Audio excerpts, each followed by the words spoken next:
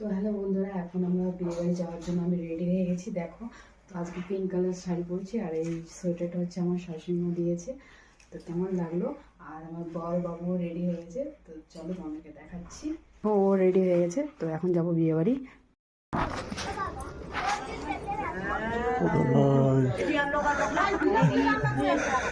কাম কাম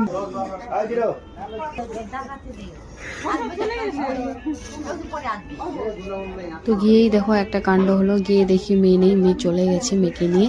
তো তার জন্য গিফটটা মেয়ের মার হাতে দিয়ে দিলাম। আর এখানে দেখো আমরা খেতে বসে গেছি। আর বেশি কিছু ছিল না, কিন্তু মোটামুটি অনেক ভালোই খেলাম। তবে ও এখানে খাচ্ছে।